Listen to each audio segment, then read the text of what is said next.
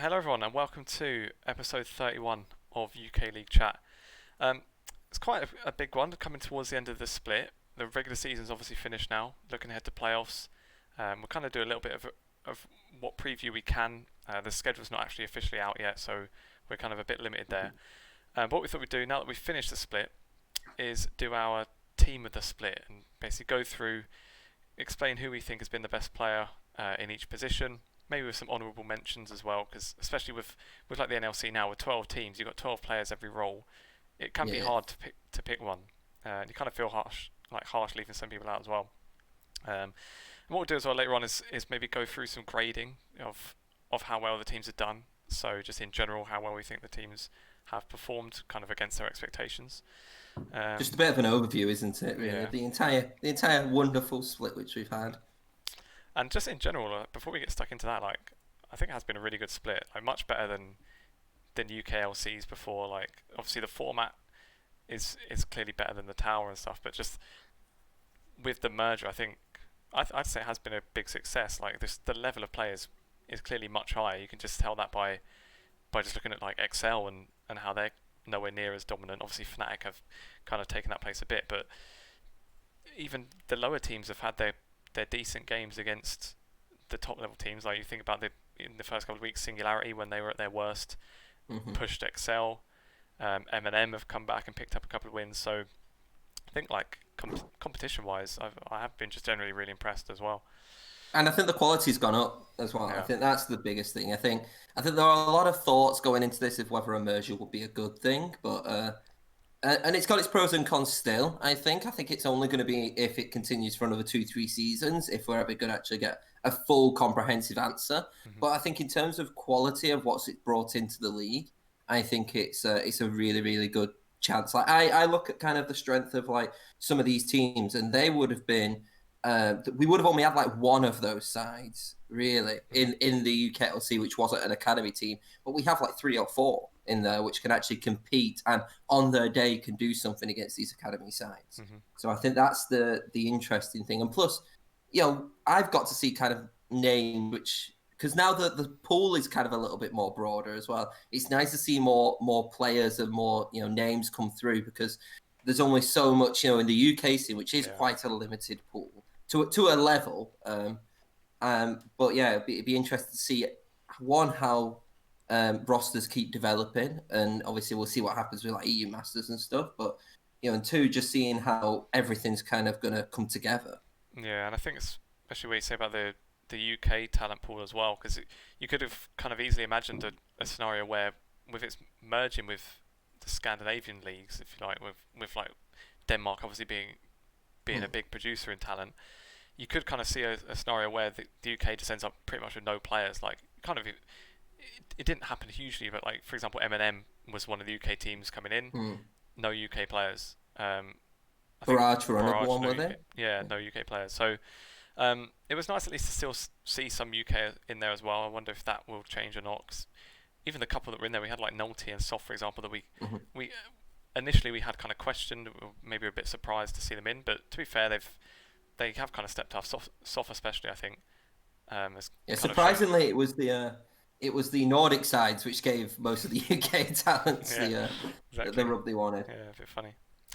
But I think before we get in the team of the split, maybe just talk a little bit about what's happened in the last week. So it was kind of a bit of drama with the whole MnM DC stuff, and yeah, I thought we could talk about maybe what I don't know what else they could have done around it. Because one thing I wonder is, for those that don't know, it was basically the game between Nordavind and Godsent, where MnM for Nordavind disconnected, I believe, in Champ Select.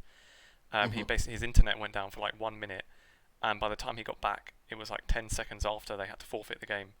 But Nordavind was still there. They were saying they could just start again.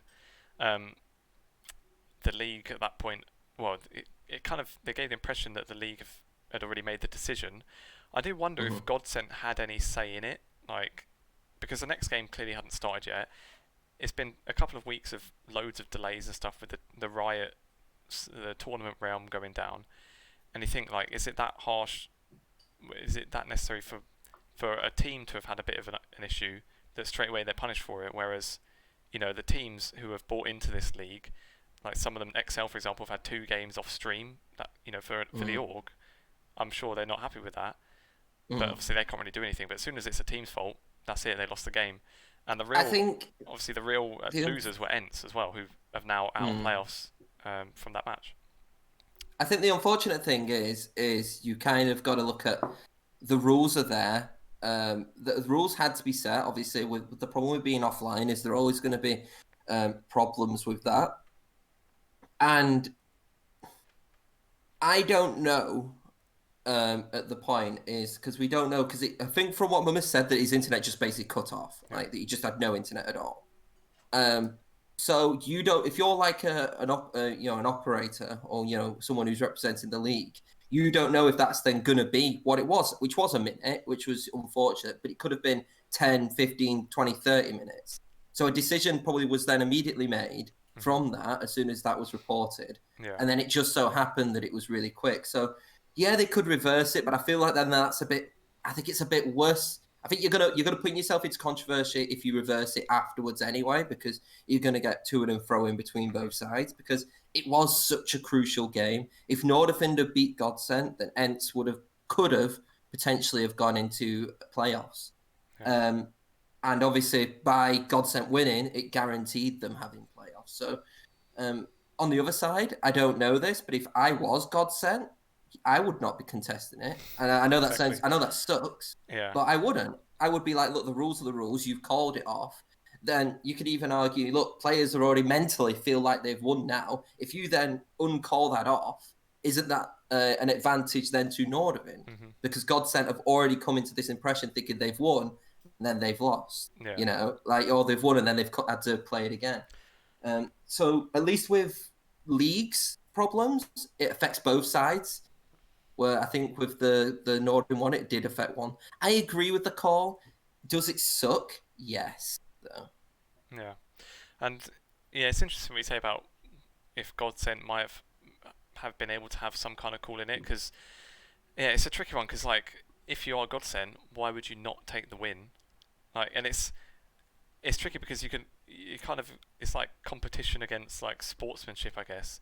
But then if you think it's the mentality, I guess, of a player. If you're someone that is really trying to be one of the best players, trying to reach LEC, if you want to be aiming as high as you can go, you've got to just be ruthless, really, like that. I think like you've got to take any chance you can. It's kind of a thing like we see, obviously being football fans, we see it like you know, in there, like the sportsmanship's out the window. Like you'll fake whatever to get extra time, like and it's the norm and it's encouraged even. So you know, I think coming from like that kind of background, like yeah, if I was in Godsent's camp, I think I would just take the win. Like it's not, they didn't make the DC happen. You can't really complain about them anyway. Yeah. Like if anyone's going to give a free win, I'm sure they'd take it. And to be fair, I'd like to think that they probably didn't say, oh yeah, they might have even said, oh, we're willing to do it. Whether they're saying it obviously just for saying its sake is another reason, but at the end of the day, it happened. It sucks for ENCE. It really, really sucks for ENCE. But it could have happened to anybody. Just so happened that it happened in that game, and that's the problem, I guess. With well, we're actually lucky that we've not had many of these situations in the past, because obviously the difference between, like, for people who don't know, obviously the NLC and like the LEC is a lot of these players are playing from home. A lot of them anyway. They're not in like a camp together. So for example, if the internet goes off at Rogue, then the entirety of Rogue teams can't continue. All of these people are in different locations. I don't know if Mummus is in his home. Is it Bulgaria? I don't know if he's there, or I don't care. Where is Mummus from? Because he's from a different country. Yeah, he's not from the Nords, is he? Is it like Hungary or Bulgaria or something? I want to say Hungary. Yeah, it's Hungary.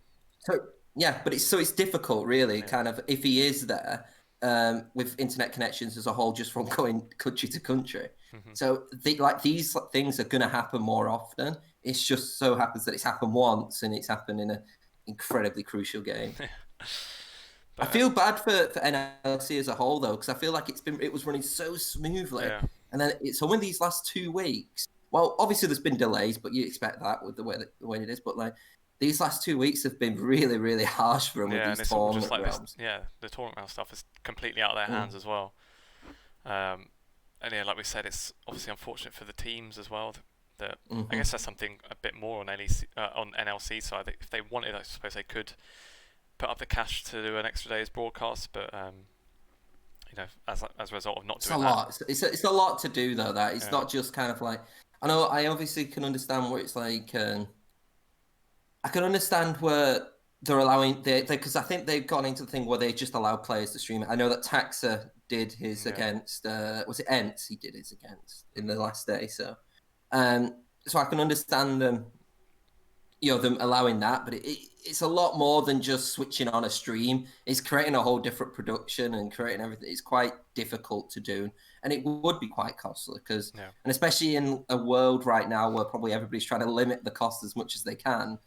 Probably put in an extra day on. I'd be interested. I think if something like this happened with like the LEC, so say like the last game or something in the LEC, something like the internet went off and basically they had to shut down that broadcast for that day just because of one game. I would say I bet you they would have done probably a very similar thing, or maybe have had it a little bit less remotely, or have just done it a little bit in the future, or they would have had it on to the next day. So even they, I don't think, would have took the cash to have done this whole massive day of reinventing it. So I suppose with the NLC now, it's like you could maybe see it like last split or previous splits where it's just like Hit Brain and Orcs as well. Like even just thinking of talent-wise, now they've got like 5 people every broadcast. Unless they want to change their broadcast standards and not have it consistent across things, and they basically have to stump up for that as well, which and there's a problem with consistency as well, because like everybody, like there is a core audience who will watch the NLC, and so they may not know that it will be on a Thursday or a Friday.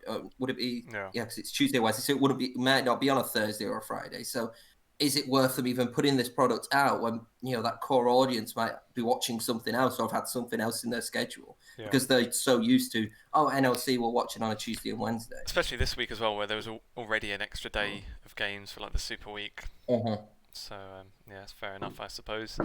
So it has kind of ended now. We've got the playoff teams sorted. There is still a tiebreaker to happen this afternoon. We're recording this on Saturday. So I think by the time if anyone's watching on YouTube or Spotify, you probably would have known the result already. There is a tiebreaker between Godsent and Nordavind, which isn't to see they're both in playoffs, but basically to see who finishes third. So the winner will play against Barrage in playoffs, and the loser will play against Munster. So so both are in the losers bracket though, still, aren't they? So it's like but still pretty big difference. Like I don't know, Munster against Munster or Barrage. Everyone would take Barrage, like not being funny. I mean, I'm not going to lie. If you go off how Munster are playing, obviously you look at Munster and think, okay, this is going to be, I'm going to say now, playoffs Munster, you would hope, where it's a little bit better than what they've actually been performing. Where Max Law isn't picking, 9 different junglers in 10 games, there's actually something where they're actually going to commit to. And then you look at the other side, you got Barrage, who are actually looking quite good. You'll finish the season on a high. Managed to get into playoffs, which I think is very impressive for them. They might be at least one of like the lowest budget teams in the NLC, I would consider. I mean, probably maybe like Godsent might be there as well. So some of these sides have done pretty well with the budgets they've got, but so I think they'll be impressed with that. Yeah, it's going to be interesting though. It is going to be interesting. Two different sides actually. If you kind of unfortunately, Barrage, if you look at quality-wise, obviously Munster have got the best quality, but if you kind of look at form, you would probably have to give it to Barrage, so it'd be 2 interesting matchups. I would like to see, though, because we're not going to do predictions on this, because it's technically not an official match, so... I would like to see Nordavind versus Munster, and Godsent versus Barrage, because I feel like that would be the most interesting 2 matchups. Well, let's see. So yeah, those are coming up this on Tuesday, I think, the start of playoffs. But like we said, without us knowing exactly what the matchups are or the schedule yet, we'll hold off on predictions for now. So just look out for those on Twitter. We'll just do our normal kind of graphics and stuff for that. For the rest of this episode, then let's maybe get stuck into our team of the split. Then we'll also talk about kind of teams individually.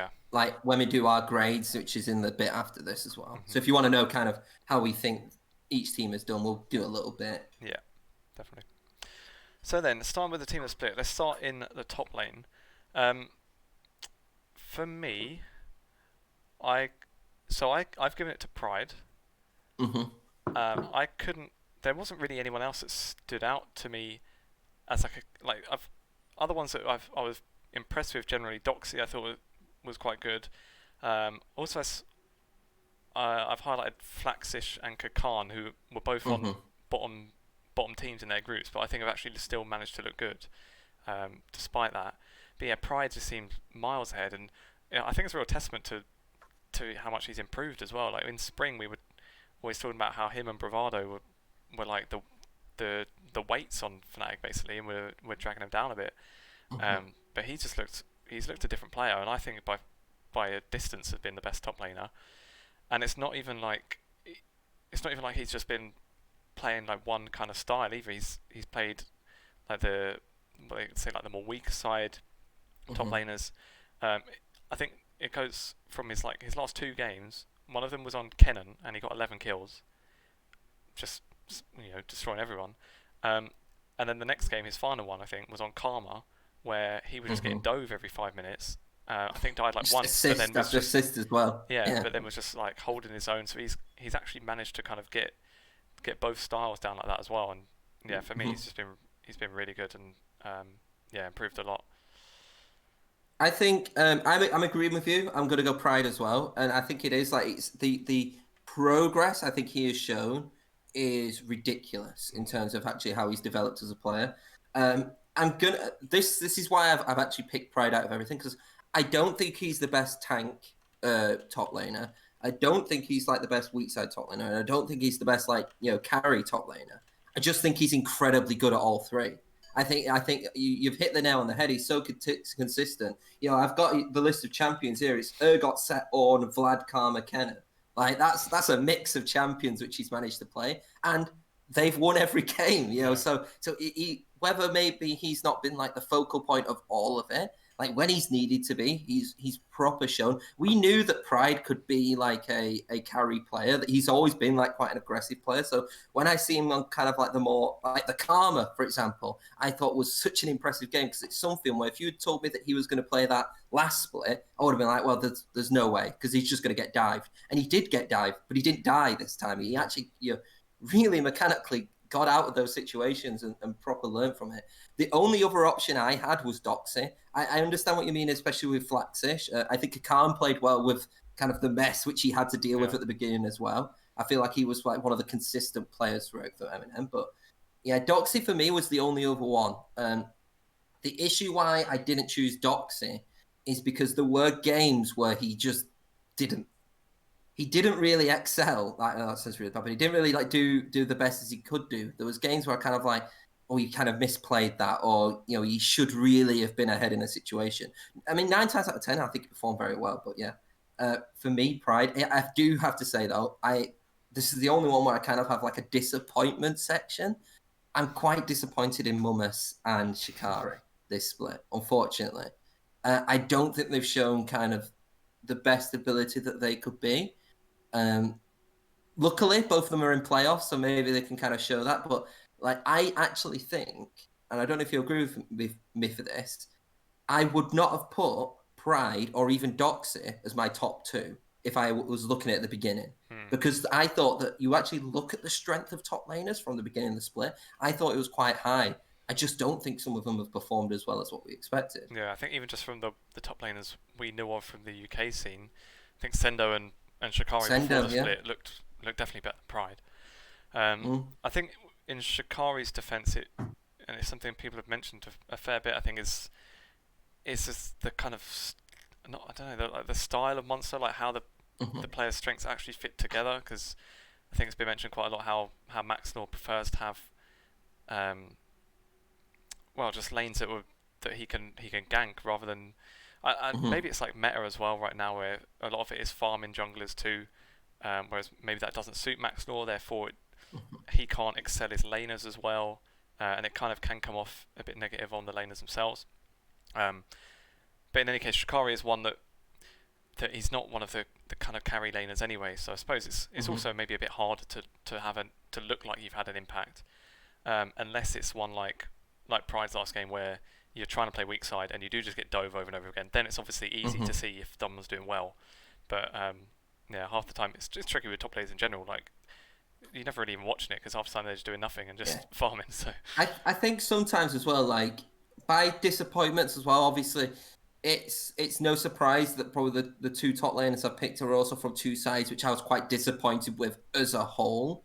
I feel like Nordavind and Munster. So that probably does come into it. I'm not saying that, like, you know, for me, I would still put like Shikari and Mummus like in the top 5. It would probably, if I had to pick like 5, it would be like Pride, Doxy, maybe Sendo. I don't know what order, but then Sendo, you know, Shikari, Mummus, I would maybe put in. Or maybe like have like someone like Flexis in, to be fair, who's actually performed pretty well. But yeah, just for me, there's not doing well, and then there's kind of like knowing what that player could do and still not seeing them execute those things. And I think that's the issue which I've seen with Mummus and Shikari, is that it's like, oh, they're not just not playing well, but there just doesn't seem to be that same kind of like, I don't want to say same ability, because obviously the ability's there, but there isn't that same kind of mentality which I feel going into the game when I actually see them perform. Especially because, you know, Shikari and Mummus are two, especially in the UK scene, you know, and Mummus actually probably outside the UK scene as well, is highly regarded as two very good, you know, mechanical top laners as well. And one thing, just back on Pride as well, because I've like the last time we did this, I've come with stats as well. And when I was just looking through the stuff in the top lane, it's like we talked about how Pride was sometimes playing weak side, but then also had a few games where he was on like the Kennen and where you wanted to be going in, making the engage, and everything like that. He still ended up, so of people that have actually properly played top lane, because if you look at the top lane stats, Magi Felix is on one game there kind of screws everything. If you ignore that, then Pride has, I think, the highest average kills with like the 3rd lowest gold share. So even when they're not, even like the games where he looks like he's kind of carrying, they don't generally play through him. But he still has like such a big impact, whether he's playing weak side or not as well. So yeah, very impressed with him. Then going on to jungle, then this was probably, I think this was maybe a bit less obvious. It wasn't so clear like I think with Pride. You might see a pattern start to emerge in some of my picks with this one, though. Oh no! So I've gone for Dan, another Fnatic player. I just think he's still been. Actually, I think I had, like, last split I had Taxa in the UKLC, and it's a similar thing with like Taxa and Sendo. Like, both of them have been kind of called out on it as well. Like, that they haven't really impressed like they did last year. With junglers, I suppose it could be different with a new laner for Taxa, whereas Dan has been with Pride and Magi Felix now for his 2nd split, Magi Felix for like his 3rd or 4th split, so that kind of synergy is obviously there. I mean, to be fair, there was that period where they did have NG, so where Dan wasn't the first team jungler, but the synergy was always there, really, I would have said. But yeah, he just looked so dominant to me. I can't think about junglers this year and not just, the first thing that always comes to my mind is the one game, I can't remember who it was against, where he had like 100 CS lead on the other jungler, and he was just like getting all 4 camps and something. It was just outrageous. And I've just not seen that kind of dominance from anyone else, really. Who have you got then? Are you going to go non-Fnatic yet? Oh no, I've gone for Dan. So the reason why I've gone for Dan is I actually think that he's maybe not the main component of why this side has actually won, but I feel like he's been the facilitator for everything. He has been on point. He really had, like, I feel like there's been kind of a big dip in how Tax has played this split.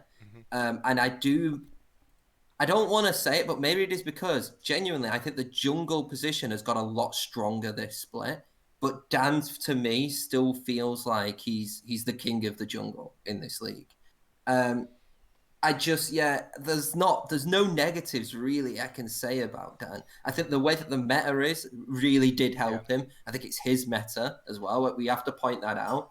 but he's executed, I think, near enough everything, as perfect as you could be, and has helped that team. And obviously, it's hard not to vote Fnatic players when they finished undefeated. We had a very similar reason, because I think last split we had like 3XL, 4XL players in our team of the split because they went undefeated. But obviously, there's a little bit less games in this one, so you can argue that maybe if there were more games, it could have been different.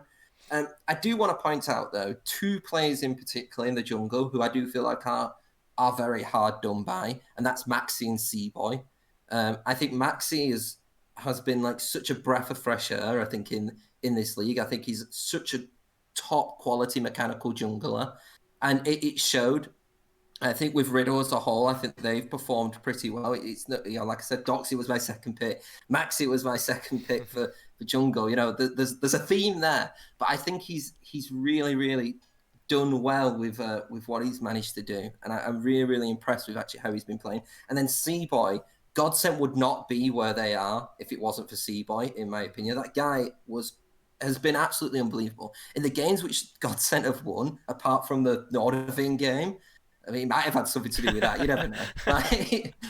Like C-Boy has been the defining factor in that. He has been such a good player for them, and it kind of reminds me a little bit of Kerberos when it was Demise last split.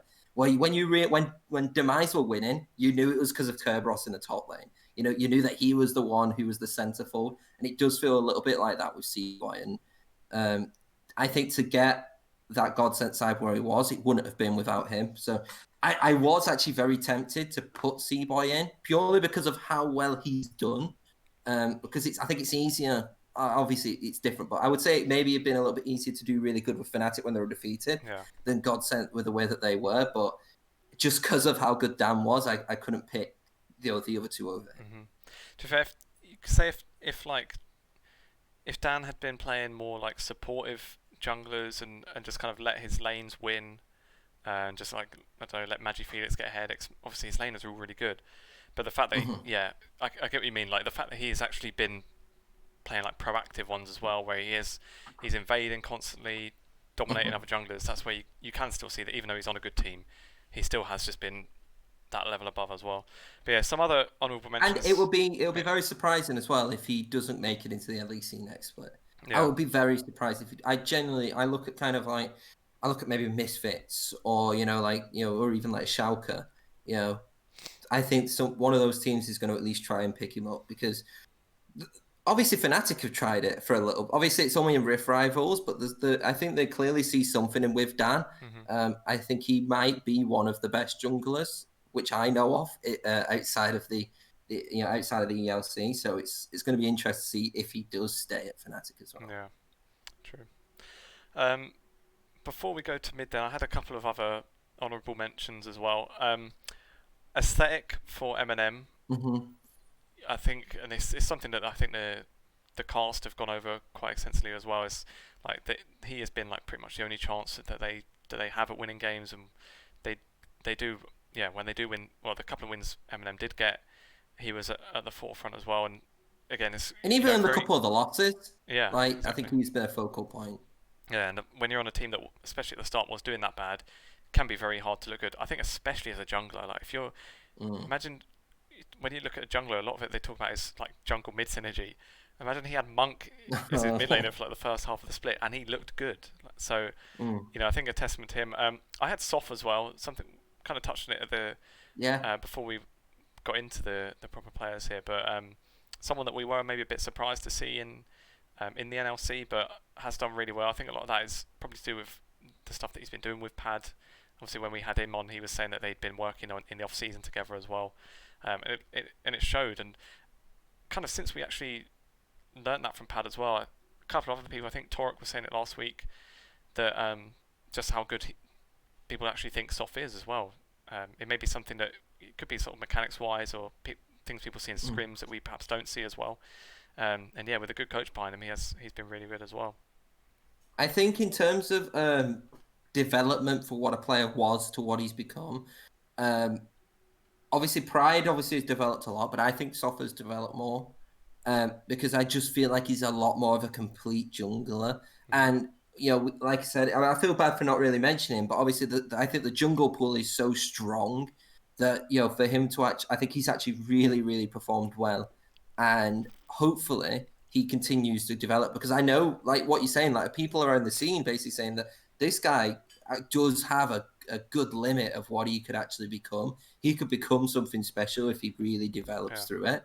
And it's something which I've never really thought of with Soft. Like, if I'm being honest, the person I always thought of was Nolte. If I looked at the UK junglers, I was like, oh, it's Nolte over Soft. But there seems to be this shift going, especially with how Soft performance and how Nolte's before this split, that it does seem to be more like Soft seems to be the up-and-coming one. Mm-hmm. I wouldn't even be surprised, like, saying, like, maybe Dan could get an offer in the LEC. I wouldn't be surprised if Soft takes his place if he was to leave Fnatic. Like, especially if Fnatic they sort of tried to push as being a UK org. Obviously, their office is in the UK, and they were in the UK league. So I wouldn't be surprised if they want to maybe try and keep at least one UK player for that purpose as well, and get a UK mid laner in. I don't think there's anyone better. I think he's. I'm not sure how old Nolte is, but I think Soft is like only like 18, 19 or something as well. So yeah. they've got time to develop him and even maybe one day put him up in the LEC as well. We never know. All right, so mid laners then.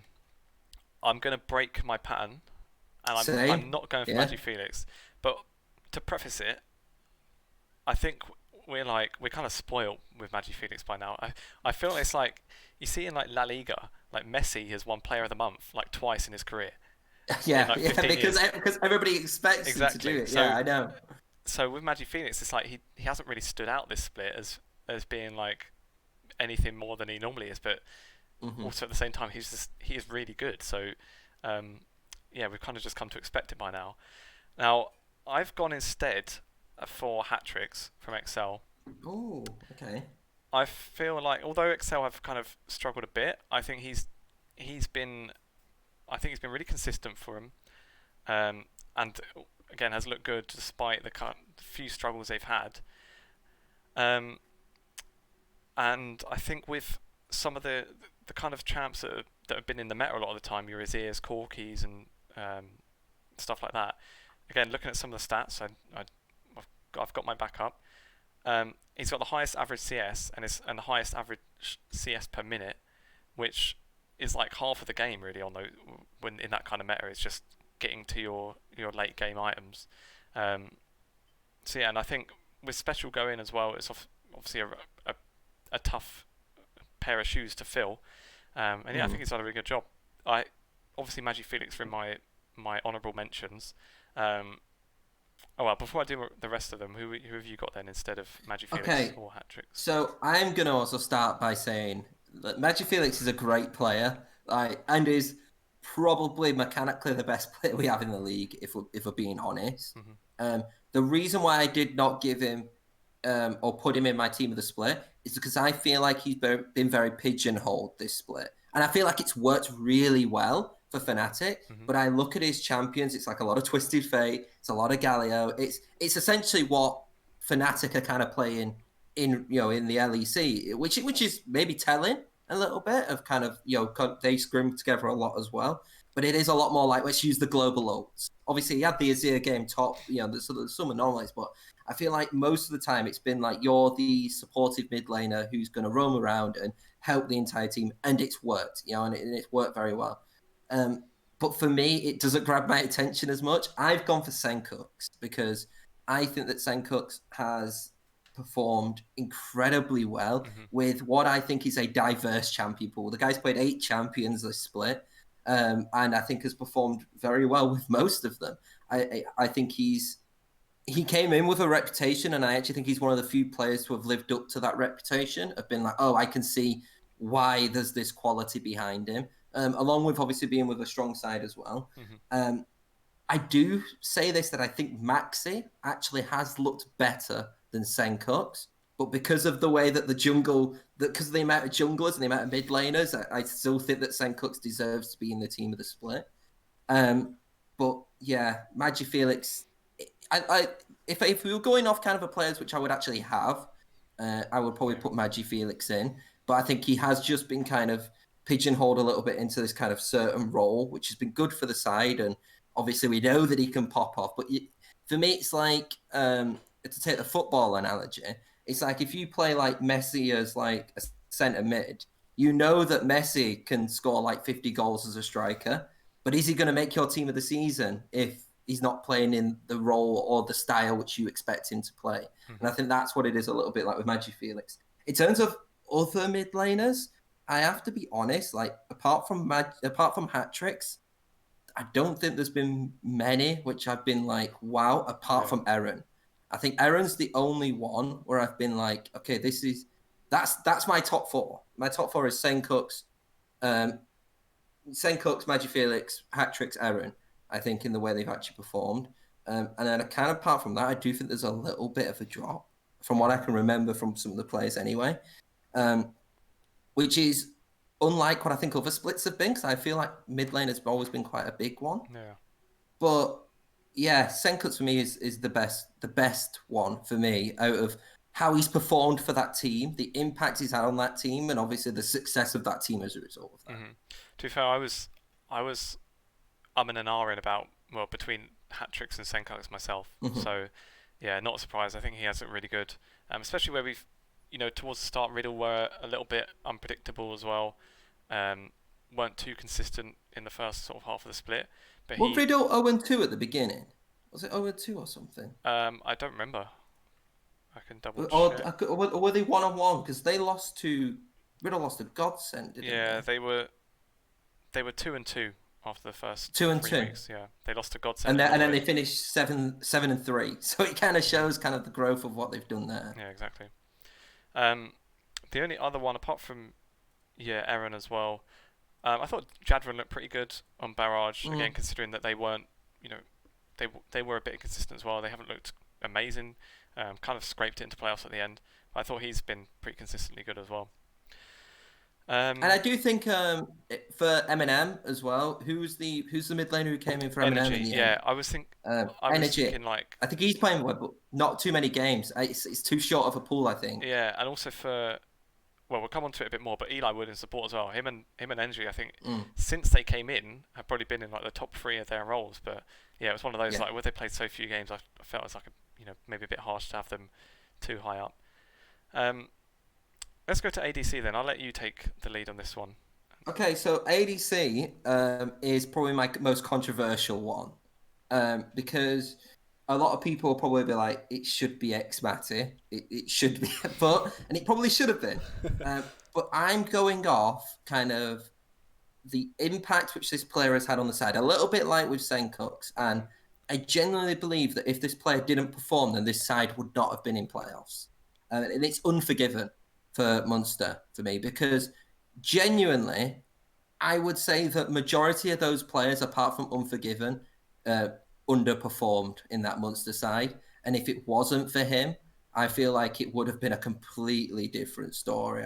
He came into that, for me, being the most unknown player out of that roster. But he came out of it being like, this is the guy who's been carrying you to a playoff spot. And obviously it could change now into playoffs and everything like that. But the fact that there has been this massive stylistic issue and they have been kind of one-dimensional, I think at least Unforgiven has been the bright spark in that side. And it makes me think, if this was a cohesive team, how much better would he have gone? I am going to preface this by saying it probably should have been Magic Felix as well. But in terms of, I think the way that Fnatic as well is that they suffer from the fact that they were kind of all really good. I kind of, the standout performance like Senkux, like, even like Maxi C-Boy, and Unforgiven, they stand out more to me because I look at it and I watch a game and I'm like, oh, it's because of them why I think they've won. Where, oh, it's just because Fnatic are really good. That's why they're doing well. I am going to just quickly say, though, in terms of, I have got a little bit more from like disappointed. I do want to see a little bit more from Deadly and Denvoxney. I think Deadly, while I think Deadly has performed very well to the level which he was last split, I don't think he's really there. I kind of feel like maybe if he didn't have another support, it might have been a little bit worse for XL, in my opinion. But maybe that's just because obviously they're trying to bring another player. Hat tricks, they are trying to work a little bit more around hat tricks than what they normally did with Special. and so it's kind of getting that synergy correct. And yeah, Devoxnay, I feel like Devoxnay kind of disappointed me a little bit in the terms that I feel like he just could have done a little bit more. And again, kind of got saved by his support, who I think Nightmares had a blinder of a split. I have not gone for Unforgiven. I have gone the safer one. I've gone for XMA. Yeah. But yeah, it's the same with the Fnatic people. Like the team is just so well in general. It's hard. It can be hard to see exactly who has been performing that bit extra to what they normally could. But yeah, for me, it's just he's been too good. And again, some of the stats he's obviously. It's not even really worth mentioning KDA on any Fnatic players. They've all got the highest KDA in their role. Fnatic have won everything. But even like kill participation, for example, XMATI I think is the highest out of ADCs. So it's not even like the Fnatic just winning from anywhere in the map. He is still involved heavily in the team. And it's not necessarily like when we look at last split, how Deadly seemed so good on ADC in his job in XL. But half the time it was just XL will be so good, elsewhere. He was just off on his own farming for 30 minutes. Whereas this bit, I think, is a bit different with XMATI. He is a lot more involved. And yeah, just seemed like the best one for me. But I agree though, Unforgiven looked really good.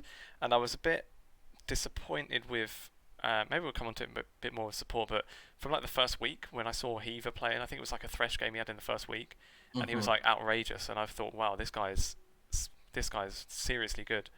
And after that week, there wasn't really another game where I was that blown away.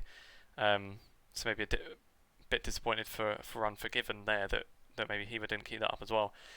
Some other mentions I had, obviously Deadly being one of them.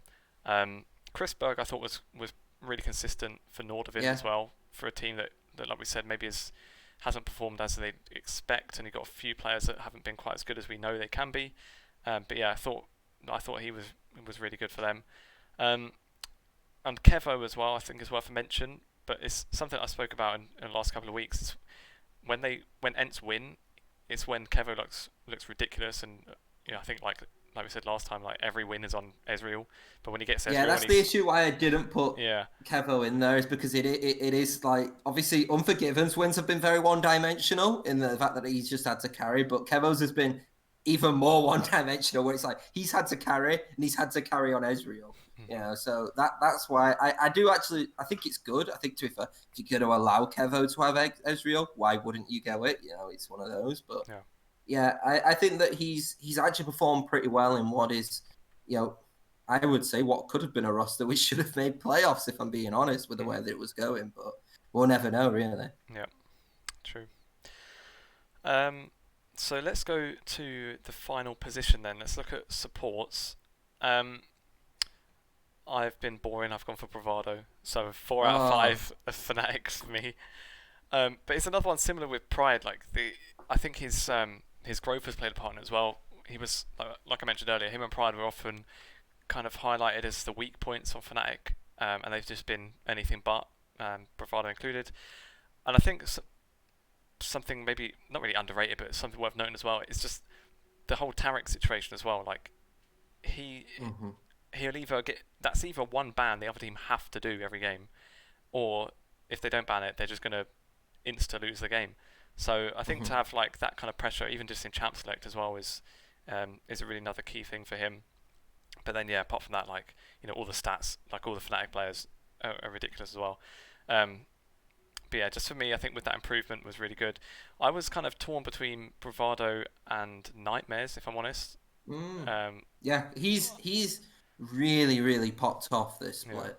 Like it's funny because, and you've probably looked at the stats, but if you actually look at the stats of Devoxnay and Nightmares, like you wouldn't think they're on the same team with kind of how those stats go, because Nightmares has performed so well, and Devoxnay has kind of been a little bit more passive as what you'd probably expect an ADC to be. I think he was definitely a consideration for me, 100%. Yeah, and even with some of the stats, like I say, with KDA, Nightmares was the third highest KDA for any support. I'm sorry, not Yeah, third highest KDA and like one of the highest numbers of like average assists as well for a team that let's be honest, they lost 7 out of 10 games. To you know, you could say KDA player, but you know, it's not really something that really happens in competitive play. So yeah, to have like actually decent stats as well, and to have clearly been playing really well. And it is a bit of a shame because with Denvoxney, he's obviously still pretty much an emerging player. Like he's only been around for playing competitive for I think just over a year or so. So you thought having him with a really good support would be really great from this split. So it is a bit unfortunate that we maybe haven't seen that just yet. I'd said about last week that I was expecting the Caitlyn to come out, his like old one trick. Wonder if Barrage are just saving it for playoffs. Because to be fair, I saw Caitlyn Morgana in the LEC. Yeah, no, the LCS. It was the LCS last night. It was Caitlyn Morgana. Exactly. It was. I think it was TSM played it. It's beautiful. And like I know solo queue is not exactly the same as competitive. Her win rate's like jumped like plus like up to 55% plus. So I'm like, why is no one really picking it yet? Like, I know. Am I ahead of the curve from when I saw +3 AD and I thought Denvoxney was going to pop off now? But yeah, I don't know. Maybe Barrage are just saving it for playoffs. We'll see. I suppose. I think the only team that played it in NLC was I think Singularity played it. And I'm pretty sure that was the only one. I think they even lost as well, so didn't really back me up very much. And that was after we spoke to Torek about it. Maybe he got an idea. Maybe I made him lose the game, but you never know. Anyway, who have you gone for support then? I've gone for Kasing this split, and that feels like right. I feel like this. I would say the Unforgiven one's going to get me a bit of flame. I feel like Kasing's going to get me a little bit more. EXO finished top of the group, and people need to kind of remember this. Yeah, there is this level which EXO had last split, and sure they didn't reach it, but I think that Kasing has remained consistent, especially considering I don't think Dudley's played the best he could do this split. I think he brings that experience still, which I feel like not other teams can have. The only other one I can think of is maybe like Dan at Fnatic, but like Kasing seems to bring this team together and does a lot for that side. And also, I think he's played incredibly well this split as well. On what is, obviously you think, where you say with Tarek, obviously you look at Kasing Thresh. Like, you don't want Kasing getting Thresh. Obviously, he's played Thresh, he's won with Thresh. But I was really impressed with, like, when he played like Rakan, I think, and like, I think it was like Senna, I think he played as well at one point, and I think he played very well with that. So he's been all round like a really top quality support. The reason why I didn't pick Bravado, maybe it's because I didn't want that many Fnatic players in. But Bravado is another one I think who has developed and has really, really become into his game of his own. But the way I really compared supports, if I was like, okay, if Bravado was with Deadly and how Deadly performed this split, would XL be where they are? Would they be top of the group? And I wouldn't say they would be. Because I think of other factors. Where if Kasing was at Fnatic, I think they still would have been undefeated. Because I feel like there's transferable skills which Kasing has, and also he has that little bit extra. And maybe it's a bit wrong for me to say that, like, obviously experience puts him in team of the split, but I do think he's been one of the best performing supports anyway. Yeah. Another consideration, and I was really tempted to do it, was put Eli Wood in. I think if Eli Wood had played like another 3-4. Oh, I'm losing you a little bit, Tom. He's got a very unflattering frame to have stopped on as well. Okay, hello? I think you're back. Are we back? Okay. If Eli Wood had played like 2 or 3 more games, this is all the hate. They're DDoSing us because I've not given Bravado. No, if Eli Wood had played like a couple more games, because I think of how well he's been doing, he would have definitely probably have been in.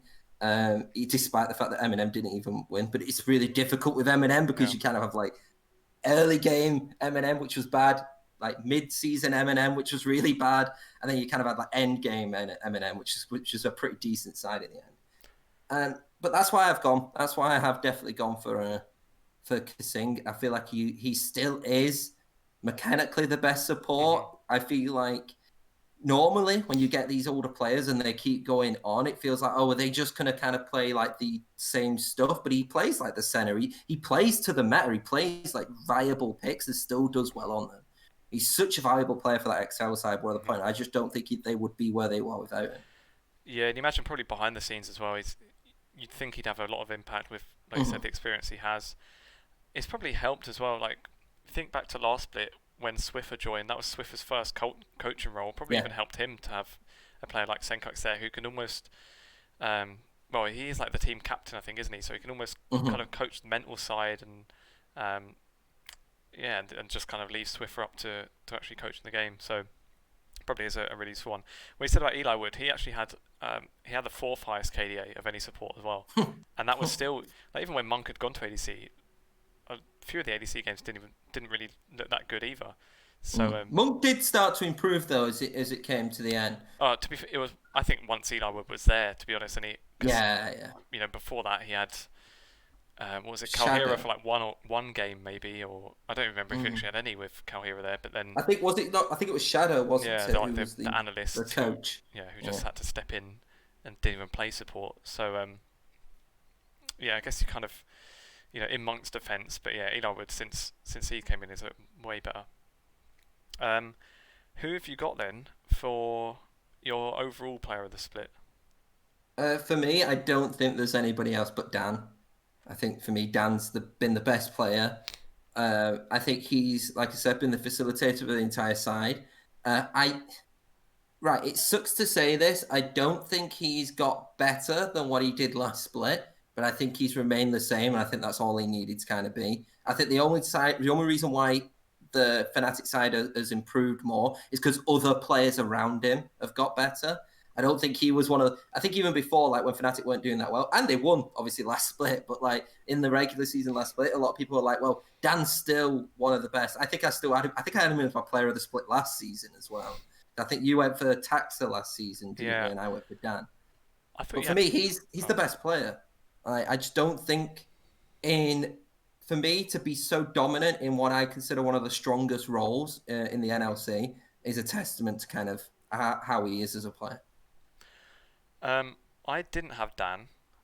I had Pride actually as mine, and I think again it's kind of linked to the improvement. It's sort of like you see how they have like in the Premier League like the writers' player of the year, and people are always moaning because you have the storyline. Exactly, the writers like, goes off the storyline. Like Jordan Henderson, and it was like all going mad because similar sort of thing. I think just the way Pride has improved, and not only just to not be like the dragging the team down like he kind of was last split, but to actually be excelling them now and helping Fnatic look way better, like, and just be so clearly the best in his role this split as well. I was just really impressed, and that's why I gave it to him. And this is better than what we did last split, because last split, remember, we both had different player of the seasons, and both of them weren't in our team of the season because we picked two junglers. So no, I think we've got the same players. Didn't you pick Special last year? I picked. Oh yeah, Matt. But yeah, we still didn't have them in. Yeah, but I didn't have him. Yeah, I had Ericsson, so at least we're a bit more on the same page.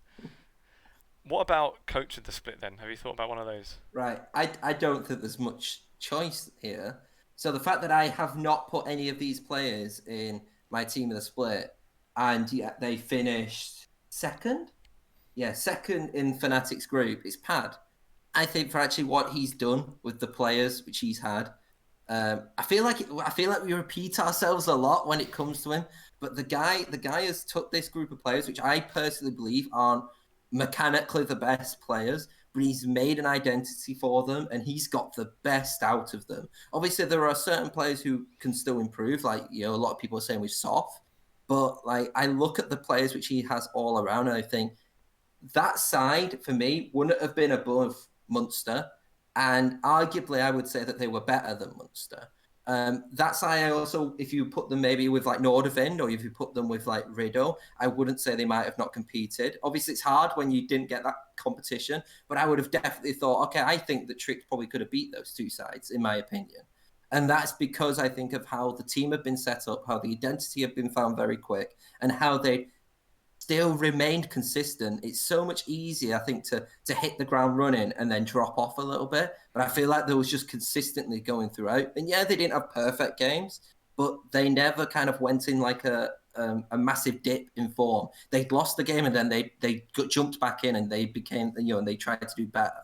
And I think that's a good sign of a coach as well. I think one thing with that as well, like sometimes I think when you see like their first match, for example, I think it was like Azir top, and you could sometimes things like that you can see it as being a bit of a cheese. Maybe it's like a one-off pick, and sometimes when you see a team win like that early on, you kind of think, oh well, do they need to rely on this kind of thing then, which isn't necessarily the best long-term way of building a team and improving. But we've kind of seen that they've still, despite they still play a lot of the meta picks, but then they still find these off-meta things as well in certain scenarios, and even led to like when like Frost Scoring was on, and I think even on the LEC broadcast talked about Tricked as well. So, like, they said that they're the most like fundamentally stable side. I think it was, which is a sign of a good coach. Yeah. And even with like these off-meta picks, they're not using them because they have to. They're using them looks like because they want to, and it just gives them an extra edge. So for me, it was hard not to choose Pad, but I didn't. But you didn't. Another one I thought about was Vendetto for Godsent. Now I'm not sure because obviously that team was like the group of mates. I don't know if maybe it could be that they kind of coach themselves to a degree, or I don't know how much involvement he has exactly. But yeah, just for Godsent to be where they are, like you imagine that any input the coach had to have been good. I didn't go for him either though. Who I did go for, and again, maybe it's a bit of a boring one, but I went for Nico the Pico for Fnatic. I think it's very fair to do, to be fair. Yeah, and you can see it's like maybe it's easy to pick the team that were the best, but then again, seeing where they came from, and not only that, them being so dominant as well. And I kind of feel a bit harsh now, giving this Nico the Pico, and in spring I didn't give it to Swiffer when they won every game. But who did you give it to? Who did you I think Surza for Barrage, which the equivalent now would be Tricked. I give it to Swiffer. Yeah, I think I give it to Swiffer. So we've kind of reversed then. You've gone for the kind of, I don't want to say overachievers, but like that kind of thing. Because but for a team to win every game, you know that obviously keeping them motivated must be part of it, and you'd imagine that the coach has a fair bit of say in that. And again, like we talked about, the improvement of bravado and pride, I would imagine he's had quite a lot to do with that as well. Yeah, that's the main thing for me. Wouldn't be like it's showing that kind of how maybe given the time of these players, how this coach has actually turned them around a little bit. And obviously, I do have to preface this where I do think it's a little. I don't want to say it's easier because they've got to the position of being academy coaches for a reason, and there's no denying that. But obviously, you've got kind of LEC resources, kind of, you've got the benefit of all of them being in the same house and everything like that, where other coaches don't, in some ERLs anyway. But I think the fact that he's performed so well with them has bonded them together. Is just because you got the better tools doesn't mean that you shouldn't be rewarded for using them correctly. And I think that's what he's done. Yeah. And yeah, probably, it should help the LEC stuff, like you say. Like we don't know, they may be scrim with the first team. You wouldn't be surprised if they do. At the very least, they can probably see their scrims, I would imagine, or at least be able to to access something like that. And with Mithy being the coach of the main team, you never know if maybe he chats with Nico the Pico. Sort of the same with Swiffer. Like I think when we had him on at the start of spring, and that was obviously before too much had really happened since he joined, but there was some involvement there with him and Youngbuck. So maybe it's gives the academy coaches a bit of an edge. But both Swiffer. It's always kind of hard to say. Like it's easy to say when a coach has done well, but you never know when like a team's not performed as well as you expect. It's not as easy to blame the coach, I don't think, especially in league where it's very anti. It's reverse of football. You're right. Yeah. It's not because I feel like when a team plays very well in football, you kind of praise the players, but when a team doesn't do well in football, you praise the formation and the way that the style is. But it's the opposite in League of Legends. I feel like when a comp gets executed very well, and like a style gets really done, really executed to a perfect point, you do actually praise a little bit the coaches. But then when a player ints and player runs it down mid, then it's like, oh, that's the player's fault. That's not really the coach's fault, Exactly. So yeah, it's tricky there, but yeah, Nico the Pico, best coach for me, but Pad was a close second, and then yeah, Vendetto just behind him, I think. I think as well, just to put off that, I don't think Pad's been the perfect coach. I'm going to say this now. I feel like there has been issues. Obviously, I'm not qualified to kind of go in depth about what his issues are. It just feels like there's like, oh, am I here? You've Hello? jumped a little bit, but I think you're right now. Okay. There's been a couple of like issues, but I wouldn't say. But obviously, I'm not like qualified to be like, these are the exact things. But you can tell that it's not been a smooth ride. Whereas I do think the Cup of the Pico has had a bit more of a smoother ride with the way that how his team's performed. I just think the kind of the level and the expectation, which I feel like these sides have, is a little bit different, and that's why I would give it to Pad, because I feel like he's performed better with the players he's got. Fair enough. And then to finish up, then let's maybe just do a bit of grading on the teams overall, just kind of going against. Should we do it? Should we do it alphabetically? So then they can timestamp it well. Yeah, go on then. So I've got a screenshot of the league, so I'll have to work it out. BTXL's first, right? I will. Oh no, Barrage. Yeah, if you just go into Gamepedia, and it shows all the teams. Yeah, I've got it on there now. That's a lot easier, so I don't have to remember the alphabet. So Barrage first. Barrage, I've given a B rating on how well they've done. Why? Because I think to get into playoffs is quite a big thing for them. Obviously 3-7 is not like a great score. It's not I wouldn't say they're really in the kind of form you'd want going into playoffs either. But I think the fact that they got into playoffs is pretty decent for them. Like Dusty early on, we didn't think that much of them. Obviously, a lot of the analysts did. And we've kind of seen that since they had their little boot camp and stuff, they actually look quite a lot stronger, and you could kind of see why some people expected them to be fourth. So for Barrage to finish above them, with that decent head-to-head record as well, I think it's pretty good. I think the aim for them would have been to try and get in playoffs if they would, and like you said earlier, they probably got one of the smaller budgets as well. So given that, I'm sure they'll be more than happy to be in playoffs. So a B, maybe a B minus if I'm being harsh. I went for a B as well, to be honest, because so to preface this, the way that we're grading it isn't like, oh, they came first, so they get an A. It's kind of like how we expected these sides to go, and how like the general public expected these sides to go, and everything else, and how they actually performed. So, for example, there were a couple sides who were saying like, we want to get top 2, and they didn't get top 2. So for me, I'm going to rate them lower because that was what their expectation was, and they didn't reach that. Barrage wanted top 4. They got 4th.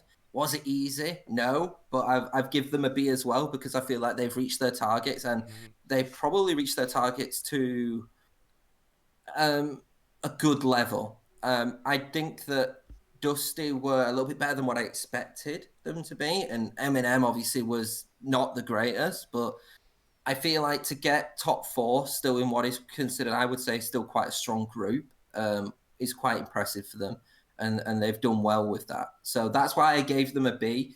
I was tempted to give them a C because I feel like it's on par with what I would have expected, but I feel like just how they did it kind of just pumps it up a little bit more, because they were... if you had told me like 3 weeks ago, I would have said Dusty were going to be in the top 4, and Barrage would have potentially been battling for a relegation spot, but they weren't, and it was quite comfortable in the end, I felt, for Barrage from a viewer's perspective, not probably from an org's perspective.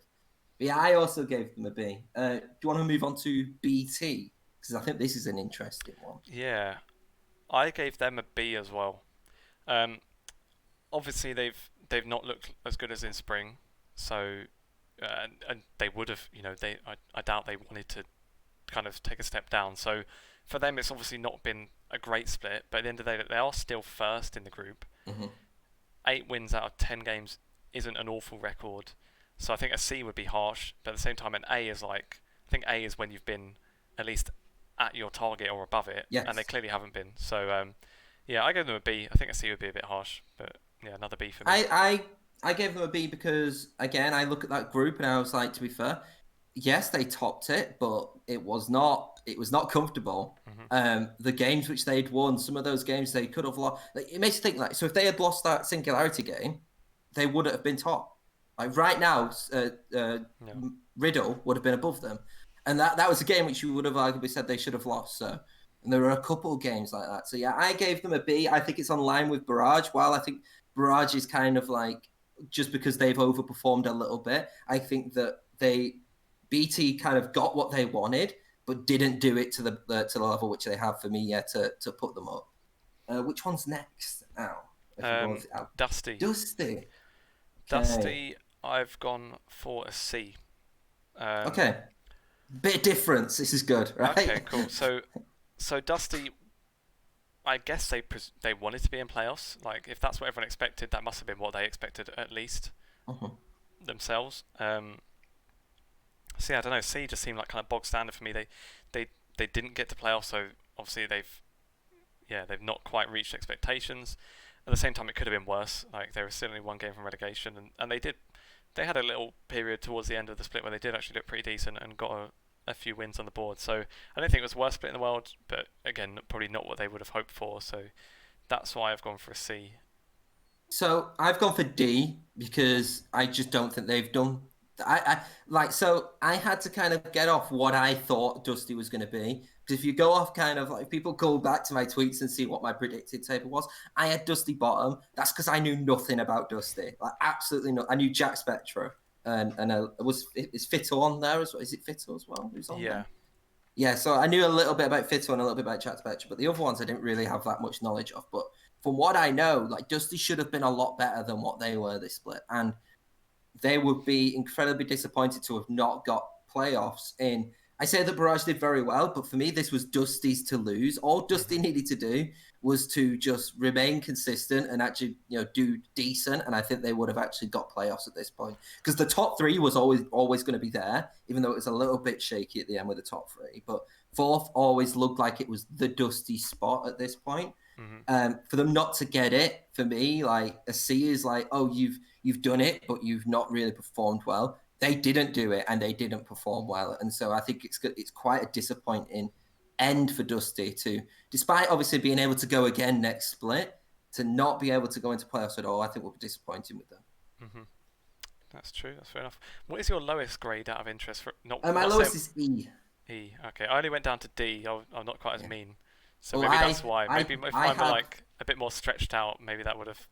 Yeah, I had one F, but I changed it. I did have an F, but so my F was obviously we're skipping a little bit, but obviously I've changed a little bit. My F was MnM pre everything, but obviously that's an asterisk, so it's a bit different. So do you want me to go with the next one, which is ENCE, because it's my favorite team, obviously. Yeah, go on then. I've gone for C. Right, so obviously people are like, well, you've give Dusty a D, so what's the difference between ENCE being a C and Dusty being a D? For me, ENCE, through, yes, means of their own, because they didn't perform as well as what they could have done, I think, in the split, kind of had a little bit more of an unfair problem with what happened with the Nordavind Godsent game.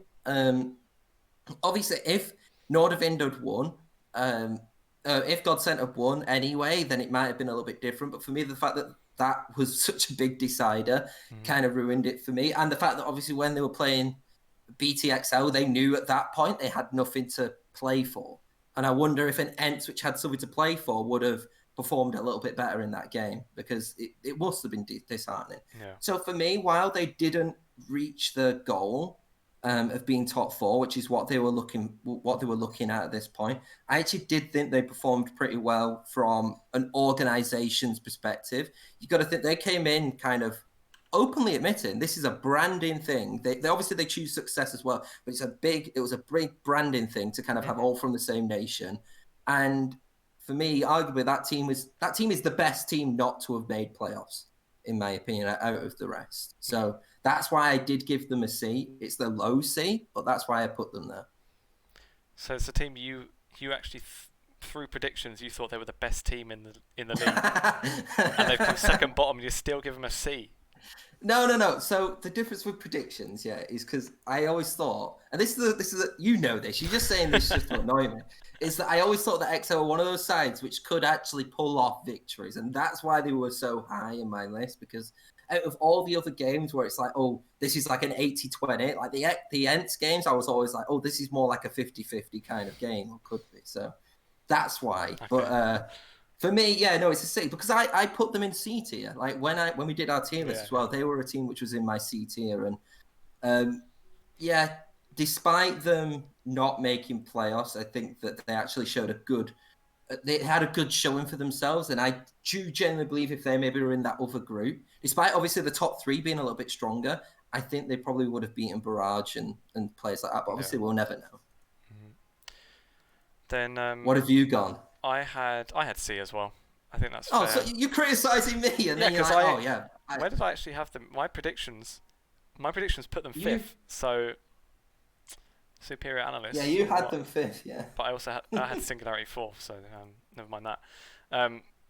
You had also Godsent not winning a single game in yours. I can't believe that. I've really not predicted them once. No, I checked. Yeah, and to see Mickmer on Twitter, he called me a dumb fuck. A bit much. I like how I got away with it because I predicted them once.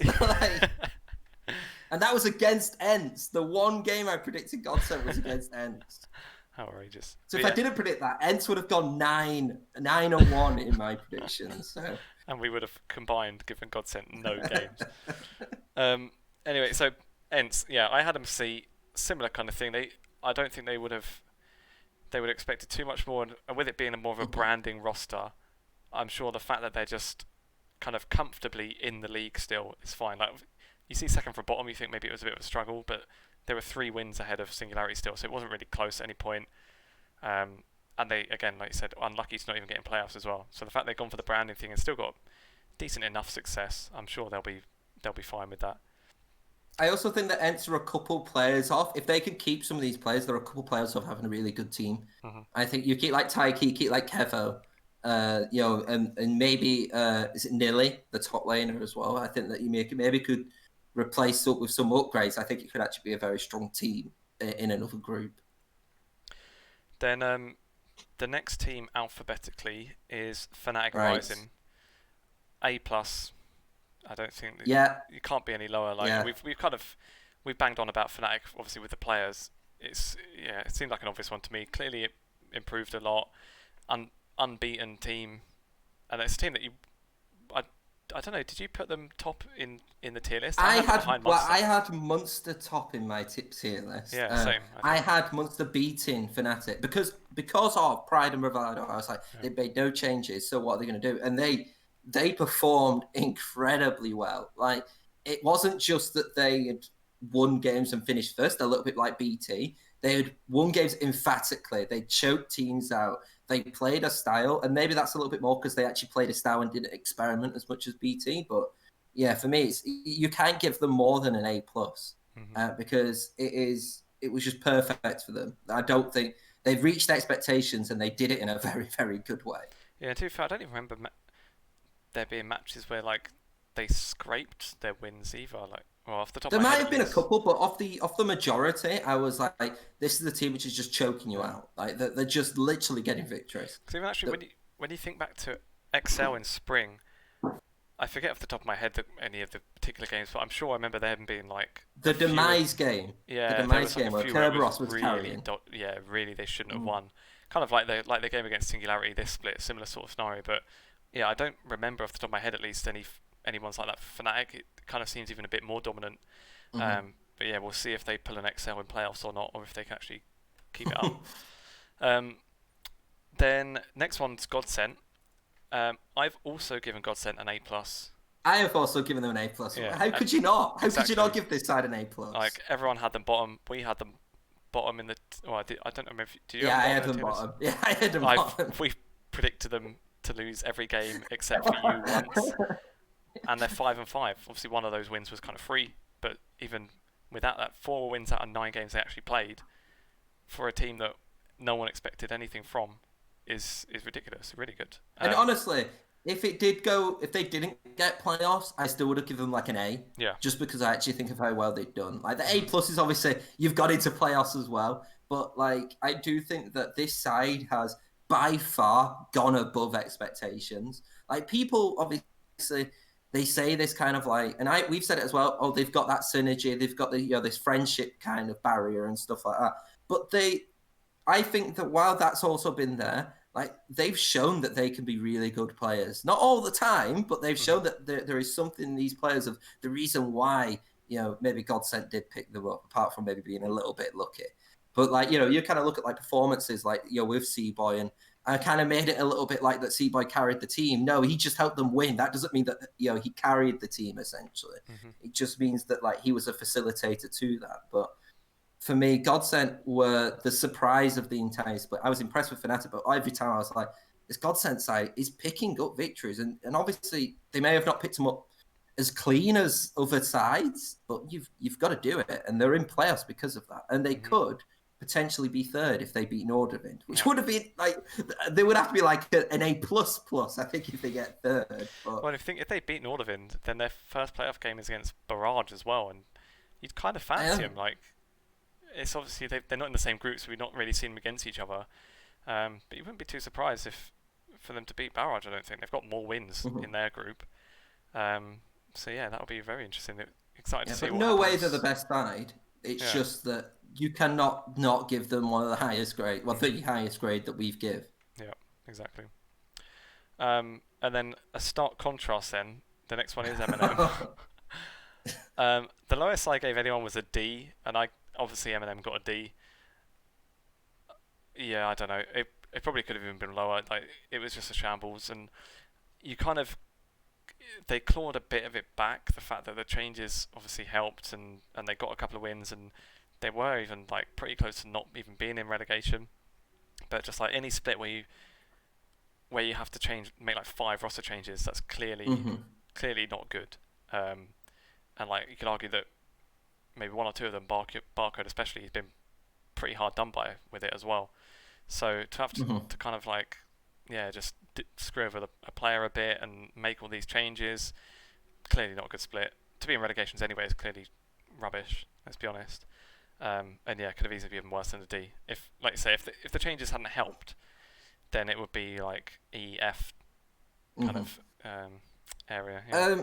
So we're going to preface this by saying I did not know that you had gone only down to D, because Yeah, this is going to look I really thought I should probably bad. go lower, but then also there would, if I went lower, I probably would have given them like F, and then I'd have no one with an E. I don't think. So it might be like a bit So much.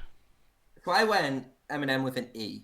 And they're the only side which I gave an E. Now I didn't think, oh, I'm gonna do A plus to D, and then I put them in E. I had it down to F, and whatever I felt they would have fallen to. So no one got an F. MnM would have got an F if they didn't make those changes. But for me, it was, I can't judge them off what their final form was. You've got to judge them on what it was the entire season. Yeah. And it was a shambles. For me, I think they're going to be in the NLC this next split. I think for me personally, out of Singularity and MnM, I do think MnM actually has the better roster right now, and they have a little bit more time, hopefully, to iron things out and to develop a good squad. But with the way that season was, it couldn't have been short from bad for them. They had to make changes. They made changes. They developed off that, but it's hard because probably their expectations, because they do have a low budget. Well, reportedly have a low budget anyway. You would have probably thought that maybe they would have thought 5th and 4th, but for me at this point, it was just too bad for them to not put them there overall. Now, I think if they keep the same team in the NLC next split, I think that actually I would not put them there. It would be a little bit different, but yeah. The only other team I was tempted to was Singularity, but I do think that there was a little bit of differences between Singularity why I didn't put them there. Yeah, true. Also, yeah, we'll go on to it. I had Singularity with D, and then I thought, like, if I give them an E, they actually won twice as many games as Singularity and still put them that low. So I don't know. But yeah, I think E is more than fair as well. It was obviously an awful split, and I don't think they would disagree. Then we've got Munster Rugby Gaming, This is interesting. who, like we said, in our tier list, I think we both had them top in Group B. I thought, on paper they looked better than Fnatic, especially with the problems Fnatic had before the split started.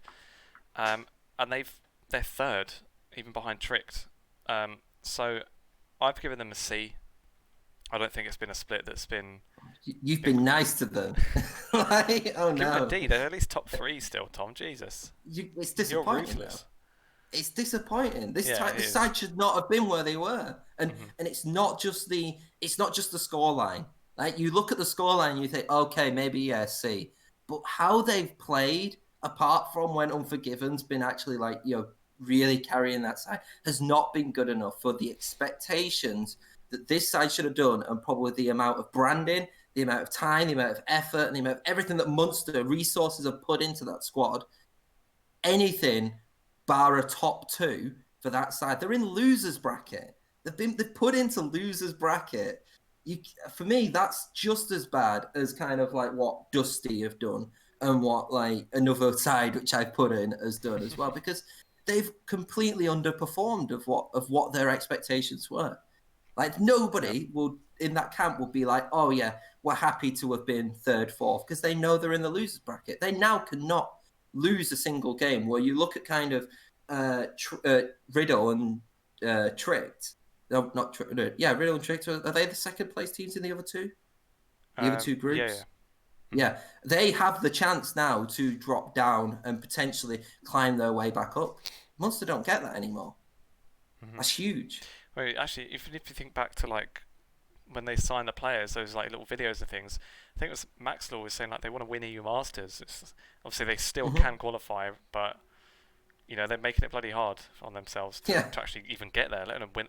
They're not going to win a EU Masters. Let's be honest. Like, unless there's a drastic improvement, they're just not. So yeah, definitely won't be. Yeah, not what they expected. And yeah, I get what you mean. Like, they're my biggest disappointed side. I couldn't give them an E because yeah, I agree, but like, it's so disappointing from what I've seen from this side, and I say it because I really want them to perform. And you know what? From people we spoke to on this podcast, they say the exact same thing. It's like, it's disappointing, but we really want this side to be good because from a marketing standpoint, from a branding standpoint, if this side does get to EU Masters, there's some big name players who a lot of people be interested to see how they perform. And so that's why I think it's actually a lot of these people are like, yeah, let's get them in. And plus, then it's not on other academy teams. So. Yeah, exactly. Yeah, very disappointing. Then after that, we had Nordavind. Similar kind of, well, not exactly the same scenario. Obviously, not. I don't think they spend quite as much, and wasn't quite as much hype around them. But another team that we expected to be high up, like at least top 3 in their group, and they've sort of they're level on Godsent, which obviously we talked about how well Godsent have done above expectations. Even then, Nordavind would not want to be level, and they'd definitely expect to be more than one game away from not even being in playoffs. They were one win ahead of ENCE. So yeah, clearly not where they would expect. And I've gone similar sort of thing with Munster. Then I've gone for a C. Maybe I just haven't been harsh enough. Like, it's another team I think where they are in playoffs, and that is the kind of main goal, I suppose. But I think on the teams on paper, at least, they would have. I sure fancy their chances of getting second, and getting straight in that winners bracket. So I've gone a little bit lighter on Nordavind, and I have gone for C. The reason is because while I do think that this side has underperformed, I don't think there's that much disappointment compared to what it was with Munster. Like, Munster is a little bit more of a high profile, I think, decline than what Nordavind has been. That doesn't mean that they're not going to be happy with what they've done. If you can see, my C tier is kind of like they've maybe hit their targets and not performed well, or they've performed well and not hit their targets. And that's why my two are ENCE and Nordavind in there, because they go into that little bit of a bracket. I do think that Nordavind, that's the reason why as well, is I look at Nordavind, like, okay, if they went into the losers bracket, I'm like, okay, they're in the losers bracket, but there isn't that much anger and disappointment as opposed to what Munster was. But I do agree that this side should have performed a lot better. This side, WoW has not got like the LEC stars, for example. They've got some of the best ERL players, I think, which could have been out there, for this region, the likes of like Mummus, and the likes of Ericsson, who Ericsson, I have to say, has not performed as well as what he did last split, which is unfortunate to say. And even you kind of had like Bebop Bully and Chrisberg, those two together who have been together at Nordavind before, so there could have been that synergy there, and it just wasn't meant to be. I don't think the issue is as well is that while I've rated Munster low, I think that Munster have the potential at least to do better in the playoffs. I'm not very much confident saying it about Nordavind, but I think a C is okay. Maybe if they can get past, like I said, they could get Barrage, potentially. If they maybe get past Barrage, they could maybe do that. But maybe against Munster, it's really going to be an interesting one to see which one wins that, if that is the matchup which comes through. Because it's massively disappointing for either of those two sides. I don't think I'd be as surprised to see him turn it around though. Like with Hansen as well, being like a pretty well respected coach, and we have seen like the likes of Mummus and Ericsson, we've seen them be better. So hopefully they can turn it around and look better than they have, because right now it has been pretty underwhelming for them. Now, the next one obviously is Riddle. Yeah. So I'll start with this one. I've given Riddle an A. So I think that I might be a little bit too positive with Riddle, actually. And I was when we were even discussing, thinking, do I put him down to a B? But I do think that Riddle actually has looked incredibly strong. However, the issue which I have is that I think the expectation of Riddle, coming from what everybody was saying, is that, yeah, of course they're going to be incredibly strong. This is the side which they should have, that is one of the better sides in the competition. But I think that the fact that they nearly took first and at stages, probably, despite the scoreline, I would maybe even say that Riddle looks like at points a better side than XL. That's why I've put them A, because I feel like it's a bit of the opposite. Another one where it's like you look at the scoreline, you think, oh, they've finished top two. That's probably like a B or an A for that, for a B for that side. But I think the way that they've played, the way that they've executed comps, and sometimes, I'm going to be honest, I don't think they've taken games very seriously, unfortunately. I feel like if maybe there was a couple games where they did take a little bit more seriously, they might have been top in this group. But they've got top two, so they've got that extra bounce back, which is always quite good. But for me, overall, I think it's an A. It's not an A+. I think if they'd finished first, I had to give them like an A+, because they finished top. But they performed probably where they expected to be, and actually performed pretty well. And it was a few kind of other factors, not really actually the quality of the players, which I think decided where they were in this split, which is a bit upsetting, I would say. I gave them A as well. Like we said, like they were, potentially one BT loss from being first, and BT should have lost that extra game against Singularity. So to be that close is obviously good for them. But I think would probably be a bit higher if they'd been a bit more consistent. They did pick up more towards the end of the split, which I think has kind of put them up as well. I'm actually looking at now like where it shows you the position that they changed each week, and from week 3 they were fifth, and then they just sort of gradually went up as they improved towards the second half. So I think will be a split that in general they maybe wouldn't be happy with how things did start and ways like you've kind of touched on. I don't remember who, I think it might have been Pad or someone that said a similar sort of thing, that they look like they're not taking every game seriously, or maybe in a couple of drafts and not trying so hard every game. I think they've clearly shown that they have sort of picked up towards the end, and go into playoffs, I'm sure they'll be more than happy with how things look at the moment. I don't think they really care about the first half of the split. The fact they finished second and are at their peak right now, I'm sure they're more than happy with. So I think an A is fair. I think A+ might be a bit. If they'd have been, it's a bit too much. Played the whole split how they're playing now, then I think A+ would be fine, and they probably would be first if they'd done that as well. But and they beat XL twice. Like they genuinely, the opposition which they needed to beat, they beat. But genuinely, the matches which they lost was, I think it was Godsent they'd lost to. Yeah, I think it was ENCE. Did they lose to as well? Yeah, and then was it Nordavind? So like, you would have expected, if we're being honest, them to beat ENCE and to beat Godsent. Yeah. Like with the way that they're performing, so that's kind of a tale of how this game's gone. And I think the Nordavind one was right at the beginning. That was in like those first 2 weeks, I believe, wasn't it? So yeah, 2 of their losses came in the first 4 games, and then the last 6 games they won 5 of them. So yeah, exactly. Yeah. So for me, that it's a good split for Riddle, and I would arguably say, if I'm being completely honest, probably the best shot in the way that how regular season has been going. They're the best shot to go to EU Masters without being an academy side, in my opinion. Like the way that they are, there's some quality players in that side. Yeah. Then who's next? Team Singularity. Another, obviously a disappointing one. As you can imagine, if I've given MnM a D, you can imagine I've given the same to Singularity. They've obviously not really done much better. Actually got a win less. A bit unfortunate that they did have some of those games where they looked very close to winning. And if you take, maybe looking at the whole split, they've probably looked better than MnM. But obviously, it doesn't really matter at the end of the day. They won 1 out of 10 games, and I'm sure they're bitterly disappointed with that. No team would be wanting to be in relegations, and towards the end of it wasn't even really close. 3 games off, you need even at least another 2 or 3 weeks to try and claw that back even more. Yeah. So just quite unfortunate, I think. So I also went for D. Now I am going to say this. I was thinking of putting them in E. The only reason why I didn't put them in E is because my expectation for Singularity wasn't very good. Like while I didn't think that my expectation for MnM was going to be bad. Like it was always that mystery of like how Monk could have been a great mid laner. We didn't know.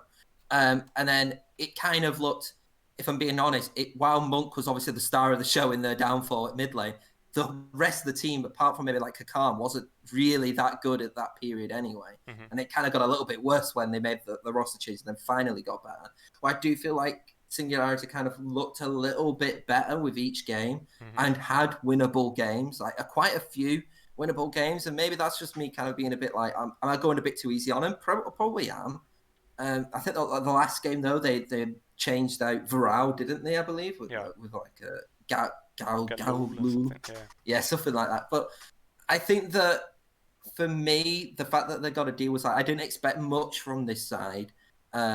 And especially from where they were at the beginning in the first 2 weeks. The first week especially, I feel like there was at least a little bit of progression where I was like, actually, they at points were going to have no chance of making it out of playoffs, and making it out of relegation. And there was kind of that inkling at that period, whereas they were getting a little bit better of, okay, can they do that? And I think that's why I've put them a little bit higher. Yeah. It's still disappointing. Like for me, a D still, you've done not a good job. You have underperformed, but at least I feel like some of the performances were there to kind of give me a little bit of hope in the future. It's similar to MnM. So like I said, if MnM got relegated but still had that squad which they had, I probably would have put them in D, because I would be like, they've at least looked like a strong side, where MnM really weren't a good side at the beginning, and that's why. But I could see arguments, especially for me, having an E tier of putting Singularity in there as well. But I compare the two and how the overall splits well. I felt a little bit more development from Singularity, despite the fact that MnM in the end probably ended up with a better roster. Yeah. Fair enough. And then the final side is Tricked. Yeah. Now, where have you put Tricked? I gave them an A, which I don't know. I think that's fair. Like they've been probably above expectations as well. I think it would be a bit much to give them an A+ when they're with Fnatic, and that's seeing how well they've done and kind of the precedent we've set with our other A+s. I don't think Tricked are quite there, but at the end of the day, to finish second in their group ahead of Munster, who everyone would expect it to be in that top 2, they've done really well. And we've spoken about Pad, what a great job he's done, looking at playing different styles, being a team that doesn't kind of just conform quite to the meta like everybody else, which I think, especially looking into playoffs, that's I think a huge advantage for them to have. Like a lot of teams, you kind of get an idea of how they're going to play, but with Tricked, you've got a second guess and you wonder what they're going to have up their sleeve. And who knows, they may have even been saving a few of them well, after they kind of had the idea they'd be in playoffs anyway, they could just keep a few of those in the back pocket. So yeah, really pleased with them with how they've gone. I think an A is fair. What have you gone for? I've also gone for A. I think that it's interesting with Tricked. Obviously, we've talked about kind of like pad, and I don't want to go too much into that because we've already discussed that with the coach of the split. But I feel like again, like this expectation of this side was I would say top 4. I'm not going to say they weren't a top 4 side for me, but probably loser bracket top 4. So definitely not top 2. And to the point where I was kind of like, I feel kind of bad for Trick that Fnatic are in their group because with the way how good Fnatic was, it's hard for them to have done. Well, they couldn't have done better because they went undefeated anyway. So for them to have done better, they would have had to have beat Fnatic, which wouldn't have happened. So so it does make me. I feel like Tricked have been robbed a little bit of an A+, because I would say that maybe if they'd finished top of the other group, which probably by the performances they probably would have done because they had those fundamentals where other sides had been shaky. Like we talked about, BTXL hadn't performed that well, just to the expectations you expected.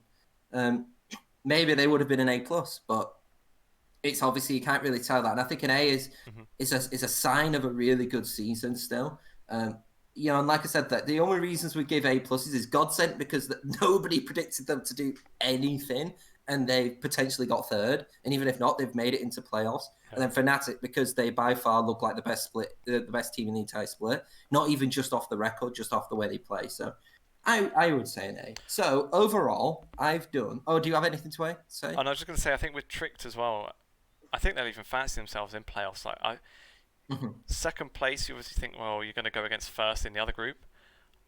I imagine they probably prefer to be against Excel than Riddle. Like Excel, they do. I think they look more predictable, and for a team like Trick that does seem to be able to play different styles and have these random different picks they can whip out.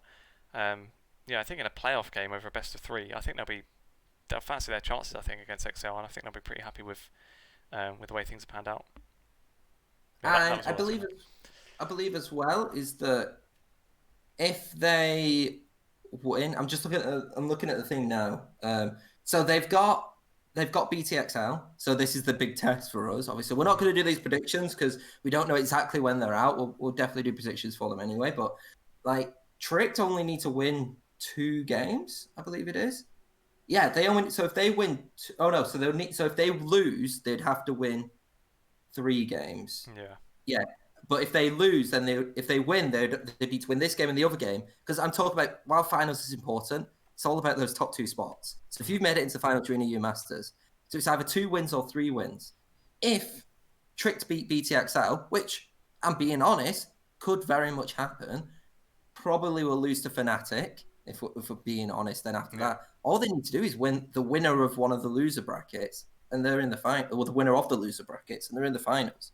And that's a big thing to do, I think, for Tricked. But then again, you kind of look at Riddle. I feel sorry. I've looked at the playoffs now, and I feel a bit unfortunate for Riddle because they've got Fnatic Rising, which doesn't really feel like a reward, does it? If we're being honest. It's funny. We could see like in the second round, I think, of the playoffs, and like 3 rounds ahead of the final, we could have Munster against Riddle, which is like wouldn't be surprised before a game was played of this split. You wouldn't be surprised to see that as the final, right, in the end. Yeah, on paper at least. So yeah, pretty crazy. And yeah. So overall, my grades, just so people can clip it, is A+ Fnatic Godsent, A Tricked and Riddle, B BT and Barrage, which is I think ironic because they're both the B sides. C, ENCE and Nordavind. D is Dusty, Munster and Singularity. And then E is MnM. And there's no one in F. I am stating there was an F tier. No one made it into F. So, old MnM probably. But true. Yeah. So yeah, to summarise, in fact, probably Lee's predictions would have been. I'll make it back in playoffs. Don't you worry. I'll make up some rules so I can get extra points. It's 3 points if you predict the team which gets the first blood, yeah. Right.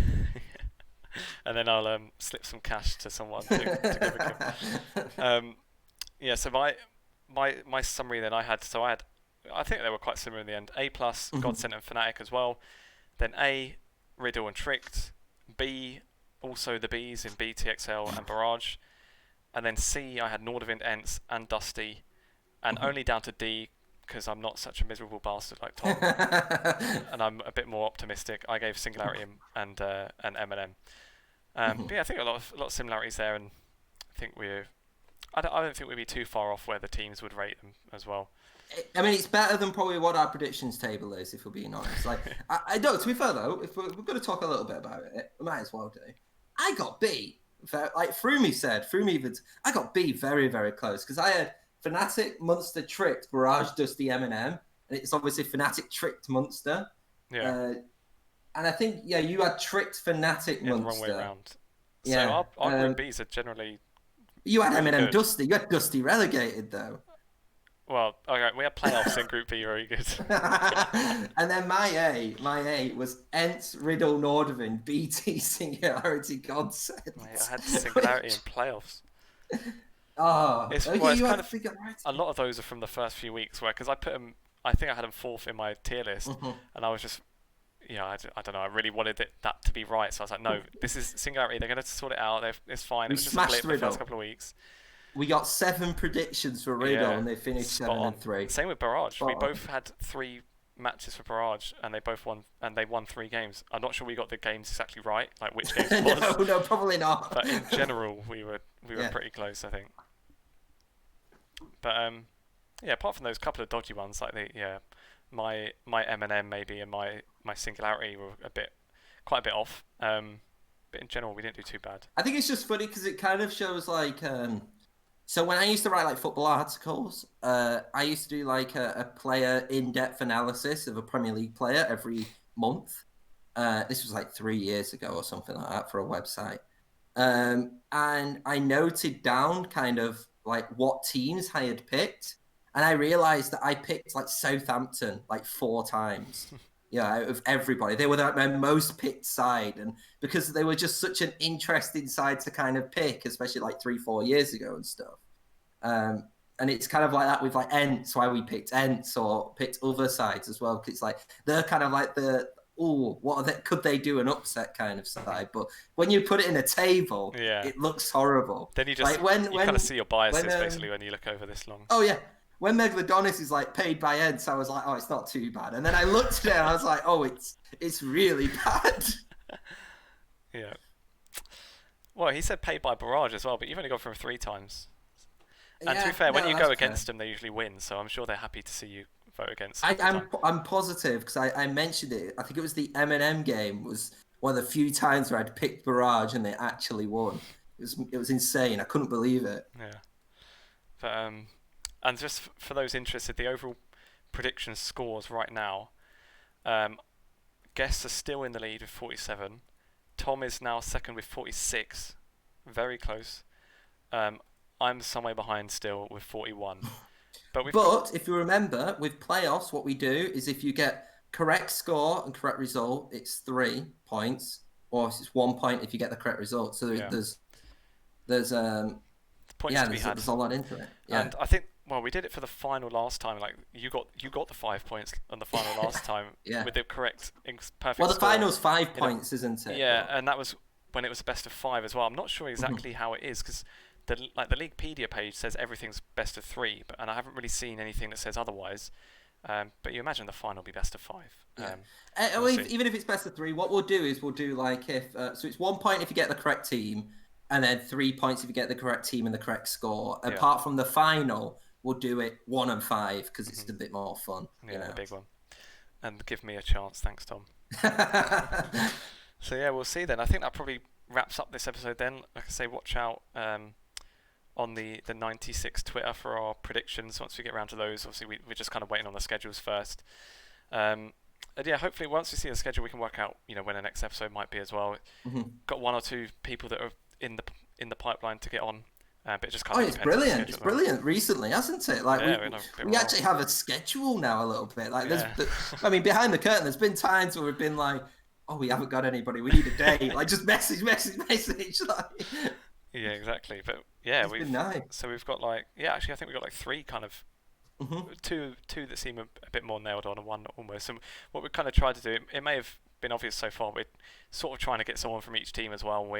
I think we're only like maybe 3 or 4 teams away from doing that out of the 12, which I'm pretty happy with. Much more. I mean, should we just shout them out? So we need one. Fnatic. I've got them written down, or do you know off the top of your head? Okay, so I'm guessing so I think it's Fnatic. I think it's Dusty. Yeah. Godsent and MnM. It's Godsent. Have we not had someone from Godsent? No, we haven't, but that one seems quite close. And we're close to someone from MnM and from Dusty as well. Fnatic, they're just such a big bloody org, and they're really hard, all right. When we got hat tricks, we couldn't believe it. Like, yeah, like that was first episode of that was mental because he just moved to BT as well at that point. So that was a good get. Oh, just before we go as well, should we just shout out a little bit of like Telemasters and stuff? Obviously, 3rd of August. So in 2 days, it's going to be now. We don't know if we're going to do an episode around that. The issue is because we don't really know much. Yeah, plus it's like overlapping with NLC as well. It's tricky. We'll see what we can do. If we had like right, I don't want to flame the UKLC here. Okay, I am going to a little bit. If UKLC had actually finished, so we don't know what the teams currently which are going into Telemasters are, because they are playing today and tomorrow, I believe.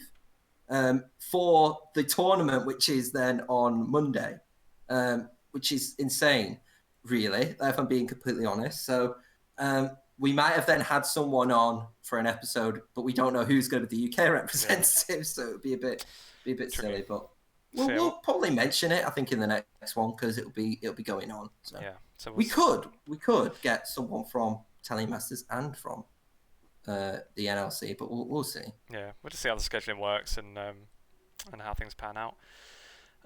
So that's it for this episode then. Thanks for listening. It's actually been it's an hour and 45 minutes, probably our longest ever episode. It's funny, right? No, the longest was the tier list. Yeah, probably. But our longest episodes, I always come into these podcasts thinking, it's just going to be us two. We're not going to be able to chat about much. And these are always the longest episodes. Exactly. And when we have and it's nothing to do with like it's nothing to do with like the person or something like that, because like the person's more than willing to stay for as long as they want. And they're very open with us, and they're very much like, I think there's a couple who have said that they've got to do certain things at certain times, but most of the times it's been like, just free to chat. It's just we waffle. I think we waffle when it's just us two. And I noticed this especially because I do the timestamps. Usually predictions are like half the episode these days, because we obviously talk about how well the team's been and stuff. So I thought we've got no predictions we're going to do, just these tier lists. I was thinking like an hour and that's it. And without predictions, we're still like gone on. Imagine if we'd done predictions on top of that. We'd be here all night. I think this could have been like a 3-hour podcast if we had then a guest who also did his team of the split. Jesus, and then also did this. Blimey, we'd have to do an intermission, I think. So anyone that's still listening, and it's very warm, and it's very warm as well. Like, I'll be honest, I've been basically in my pants the last few days, so I've had an effort not to have a fan on me as well in case it goes into the mic. So it's terrible. It's it's ridiculous, very humid. So I think we'll wrap it up so that I can go back to my pants and sit in front of the fan for a while, and just cool off a bit. So thanks for listening. If you made it this far, very much appreciated. And we said there about the teams that we've got a few in the pipeline. If anyone from Fnatic is watching or listening, do get in touch. We'd love to have a Fnatic episode still. And even if Reckless wants to come in, chat about the NLC, it's not really, not really on topic. But I suppose we can make a. Imagine if you were like, oh, sorry, like Fnatic say like, fine, we'll give you Rex, we'll give you Nemesis, and like, but it's not really NLC. They don't really watch it today. Yeah, don't really want to do it. Someone else. That we can only dream, Tom. Not to like be harsh on the guests we've had. We appreciate everyone that comes on. We've had. Have we had anybody from the LEC? Who's gone then to the LEC? Did we have special ones? No, we didn't. Oh, I have to go through them. I'm pretty sure. We'll see. Yeah, we'll wait one day. Eventually, one of our guests will get in the LEC, and we'll be like, then we can reel off that, and and say, yeah, we found him, we knew. We don't even need to do a podcast. We'll just rerun that one and say that this was when he was in the NLC. Yeah, exactly. And we'll live off that. So yeah, let's wrap it up then. So yeah, thanks for listening and thanks for watching, everyone. If there is anyone knocking around still on Twitch, feel free to follow on there so you can watch them live. Otherwise, if you are watching later on YouTube or Spotify, you can follow there too. And of course, on the screen, as always, you can see our Twitter handles, and you can follow us directly as well. And yeah, that'll be it. Thanks for listening.